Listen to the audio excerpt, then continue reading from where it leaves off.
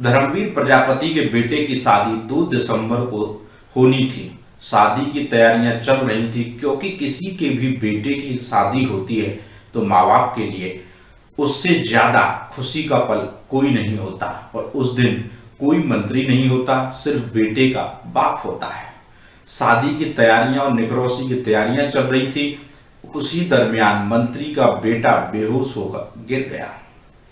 अस्पताल ले जाया गया तो जब प्लेट्स काउंट चेक किए गए तो 40,000 निकले। मेरी या आपकी भी अगर 40,000 प्लेट्स हो जाएंगी तो खड़ा होना असंभव हो जाता है। हुआ यूं था कि कुछ दिन पूर्व मंत्री के बेटे को बुखार आया, लेकिन शादी की तैयारियों में व्यस्त होने के कारण दवा ले ली और बुखार ठीक हो गया। लेकिन डेंगू का प्रकोप अंदर ही अंदर उस लड़के को खाना शुरू कर दिया। तबीयत बिगड़ी तो अस्पताल में भर्ती कराया गया। फिर क्या था, कुछ ऊंची राजनीति करने वाले लोगों को मौका मिल गया और तमाम अनर्गल आरोप लगाते हुए अखबारों में खबर छपना शुरू हो गया कि मंत्री के बेटे की बारात नहीं आई, मंत्री ने गाड़ी मांगी। अब आप बताइए, जो खुद राज्य मंत्री स्वतंत्र प्रभार हो उसके पास गाड़ियों की क्या कोई कमी हो सकती है। लेकिन धर्मवीर प्रजापति मेरे पुराने मित्र हैं। मैं जब से उनको जानता हूं, राजनीति में आज के दौर में ऐसे आदमी का होना बहुत ही मुश्किल होता है। इतनी सादगी भरा मंत्री होना बहुत मुश्किल होता है। इतनी सादगी और अपनेपन के साथ लोगों के बीच में जाना। मैंने कई उस मंत्री के वक्तव्य सुने जिला कारागार में, कई जिले की जेलों में जाकर कैदियों के साथ खुद को कनेक्ट करना। बाराबंकी जेल का एक खबर हम लोगों ने चलाई थी, आपने देखी होगी। हमने क्या, ज्यादातर चैनल्स ने चलाई कि बाराबंकी की जेल में जाकर जब ये सूचना मिली कि कैदियों को भोजन ठीक नहीं मिलता तो इसी धर्मवीर प्रजापति मंत्री के द्वारा खुद कैदियों वाला भोजन खाया गया था और अधिकारियों को भी खिलाया गया था। आज तक भ्रष्टाचार का कोई आरोप नहीं है। इतनी सादगी भर और संगठन में काम करने वाले व्यक्ति की लगातार छवि खराब करने के लिए आरोप लगाए गए तो व्यथित मंत्री आज खुद पत्रकारों के सामने आ गए और उनके साथ था बेटी के पिता। यानी शादी समारोह में बेटी और बेटे के दोनों पिता मीडिया के सामने रूबरू हुए।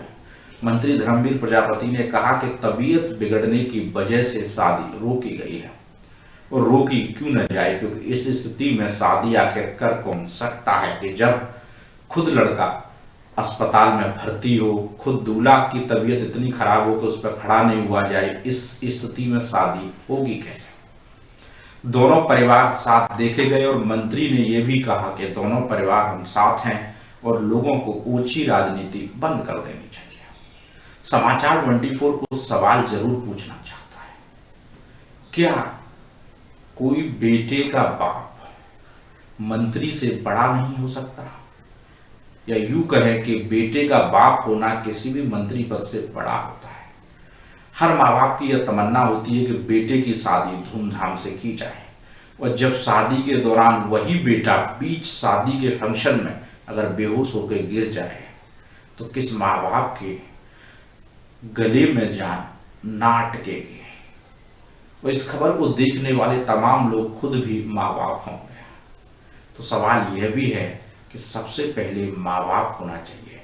राजनीति, ऊंची राजनीति, पत्रकारिता बात की बात है। हम आपको ये पूरी खबर दिखा देते हैं और फिर आप खुद सोचिएगा कि ऊंची राजनीति, ऊंची मानसिकता क्या इस स्तर पर गिरनी चाहिए। उत्तर प्रदेश सरकार में कारागार व होमगार्ड राज्य मंत्री स्वतंत्र प्रभार धर्मवीर प्रजापति के बेटे का विवाह खंदौली के रहने वाले परिवार के यहां से हुआ था और शादी की तैयारियां धूमधाम से चल रही थी। बारात निकासी के समय अचानक दूल्हे की तबीयत बिगड़ गई और दूल्हे को बेहोशी की हालत में अस्पताल में भर्ती कराया गया। बताया जाता है कि दूल्हे को कुछ दिन पहले बुखार आया था और दवा लेने से ठीक हो गया था। डॉक्टर ने जब उसका चेकअप किया और प्लेट की जानकारी ली तो 40,000 प्लेट ही मिली और उसकी वजह से शरीर में कमजोरी हो गई और दूल्हे को आनन फानन में एक निजी अस्पताल में भर्ती कराया गया। इसी दौरान कुछ असामाजिक तत्वों के द्वारा यह भ्रम फैला दिया गया कि मंत्री जी के पैसे के लोभ के कारण बारात लेकर नहीं पहुंचे। सवाल तो यहाँ यह उठता है कि किसी भी माँ बाप का सबसे बड़ा सपना होता है कि उसके बेटे की शादी धूमधाम से हो। तब शादी के दौरान वही कलेजे का टुकड़ा बेहोश होकर जमीन पर गिर जाए, उस माँ बाप की हालत क्या होगी। क्या सवाल तो यह है कि अफवाह फैलाने वाले असामाजिक तत्व, ओछी राजनीति करने वाले छूट भैया नेता के घर में भी तो बच्चे होंगे, क्या वह कभी बीमार नहीं होते होंगे। लेकिन लगातार सोशल मीडिया पर भ्रम की स्थिति फैली जा रही है। उसको लेकर आज मंत्री जी के द्वारा समाचार 24 से बातचीत की गई। साथ ही मंत्री के होने वाले समधी भी मंत्री जी के साथ पत्रकार वार्ता के दौरान मौजूद रहे। मंत्री धर्मवीर प्रजापति ने कहा कि कुछ लोग ओछी राजनीति की वजह से मेरे परिवार और मुझे बदनाम करने की कोशिश कर रहे हैं। इस दौरान मंत्री जी भावुक नजर आए। हम तो कहते हैं कि किसी माँ बाप को ऐसा दिन ना देखना पड़े कि जब वह अपने बेटे की बारात लेकर जा रहे हों और उसको अस्पताल में भर्ती करवाना पड़े। अफवाह फैलाने लोगों से समाचार 24 यह पूछता है कि शादी और विवाह किसी का भी निजी पारिवारिक मामला है, उसमें राजनीति करना, अशोभनीय टिप्पणी करना आखिर किस मानसिकता का प्रतीक है। अमन गुप्ता, आगरा, समाचार 24। साइलेंट कर देना। मंत्री जी, जो आपके सुपुत्र हैं वो उनकी शादी थी, बारात वहाँ नहीं पहुँच पाई, क्या पूरा मसला है और क्या जानकारी आप इस मसले पर देना चाहते हैं? मैं धन्यवाद करूंगा आपका कि परिस्थिति को आपने समझा और कम से कम सीधी जानकारी हमसे ले रहे हैं। ये मैं हृदय से आपका अभिवादन करता हूं। और ये बात सही है कि बेटे की शादी थी और दोनों पक्षों की सहमति थी। इसमें जैसे ही कपड़े पहनने का नंबर आया, पूरे परिवार ने कपड़े पहन रखे थे, सब ने।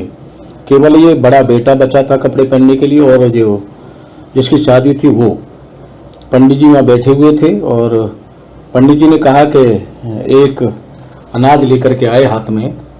जैसे वो अनाज लेने गया है तो अनाज हाथ में ले नहीं पाया है, हाथ कँपने लगे, हाथों में ऐठन हुई और बेहोश, ये कहते हुए बेहोश हुआ कि मेरा बीपी लो हो रहा, मेरे स्वयं का कहते हुए, और बेहोश हो गया है।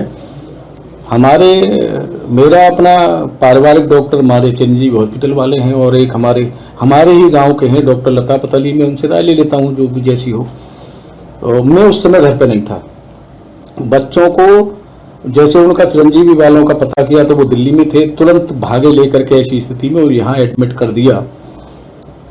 मैं पहुंचा यहाँ, स्थिति बच्चे की देखी तो बहुत गंभीर स्थिति। मुझे जानकारी मिली तो मैंने तुरंत कहा कि उस बेटी पक्ष को भी बुला लो, इससे कोई अनर्गल बातें ना चले, उनको भी समझ में आ जाए, वो भी देख लें। बेटी पक्ष के लोग भी आ गए और वो भी पूरी रात यहाँ रुके हैं। सुबह हमने उस बेटी को भी बुलाया और बेटी की माँ को भी बुलाया। उन्होंने घंटों रहे हैं वो यहाँ। हमें लगा कि वो लड़की भी कहीं इस लड़की की स्थिति देख करके बीमार हो जाएगी, तब हमने कहा कि इस लड़की को घर पहुंचा दो और इसके साथ कोई समझदार व्यक्ति छोड़ दो। तो बस लड़की के पिता अभी भी मेरे साथ हॉस्पिटल में ही हैं। न उनकी तरफ से कोई बात है न हमारी तरफ से कोई बात है। सबको पता है कि बेटा एडमिट है और इलाज चल रहा है, लेकिन भगवान का मैं धन्यवाद करूंगा कि बेटा अब नॉर्मल हो रहा है। उसकी जांच हुई तो डेंगू निकला, प्लेटें कम निकली, बीपी लो निकला, बहुत गंभीर स्थिति मिली और हृदय व्यथित, पूरा परिवार व्यथित है, पूरा परिवार दुखी है। कल से किसी ने पूरे परिवार में खाना नहीं खाया, अच्छा ही नहीं लगा किसी को। तो बस लड़की के पिता अभी भी मेरे साथ हॉस्पिटल में ही हैं। न उनकी तरफ से कोई बात है न हमारी तरफ से कोई बात है। सबको पता है कि बेटा एडमिट है और इलाज चल रहा है, लेकिन भगवान का मैं धन्यवाद करूंगा कि बेटा अब नॉर्मल हो रहा है। उसकी जांच हुई तो डेंगू निकला, प्लेटें कम निकली, बीपी लो निकला, बहुत गंभीर स्थिति मिली और हृदय व्यथित, पूरा परिवार व्यथित है, पूरा परिवार दुखी है। कल से किसी ने पूरे परिवार में खाना नहीं खाया, अच्छा ही नहीं लगा किसी को। लेकिन मैं आपके माध्यम से कहना चाहूँगा कि कुछ लोग अनर्गल बातें मेरे परिवार पे, मेरे छवि पे, मेरी राजनीतिक कैरियर पे धब्बा बनाने के लिए अलग अलग बातें कर रहे हैं। मैं आज मेरे मुझसे किसी ने नहीं पूछा, अपने मन से अलग अलग बातें कर रहे हैं जो भी कर रहे हैं। और एक तो बेटे की तरफ से मन दुखी, दूसरा अलग अलग बातों से मन दुखी। मैं कहना चाहूँगा ऐसे लोगों से कि परिवार सभी का होता है, ऐसी गंभीर स्थिति में राजनीति नहीं करनी चाहिए, मैं आपके माध्यम से कहना चाहूँगा। और ये बेटी के पिता हैं, इधर आ जाओ। कुछ लोग लिख रहे हैं कि खेत बेच करके गाड़ी ली। ये बेटी के पिता हैं, रात से मेरे साथ हैं, बेटी भी आई थी और इनकी पत्नी भी आई थी। मैंने कभी आपसे कुछ मांगा है क्या? जी नहीं साहब, इन्होंने कुछ नहीं मांगा है। जो कुछ लिया है तो मैंने अपनी मर्जी से लिया है। कोई सवाल ही नहीं है, कोई बात, कोई इस विषय पर चर्चा नहीं हुई कि हमें क्या लेना है क्या देना, कोई चर्चा नहीं हुई। ये सामने बैठे हैं और रात से ये है हमारे साथ, पूरा परिवार इनके साथ है। वो बेटी भी आई, इनकी पत्नी भी आई और बड़ा मन व्यथित हुआ कि बिना जानकारी के और इस तरह की बातें चलाना बहुत मन व्यथित हुआ है। कौन लोग हैं ये जो आपके खिलाफ इस समय पे बात कर रहे हैं? कुछ जानकारी? मैं तो अपने बेटे की उसमें उलझाऊं कि व्यवस्था ठीक हो जाए, मैं ध्यान नहीं दे रहा उसमें। लेकिन कुछ लोग हमसे बताते हैं, फ़ोन करके पूछते हैं कि सोशल मीडिया पे इस तरह से चल रहा है।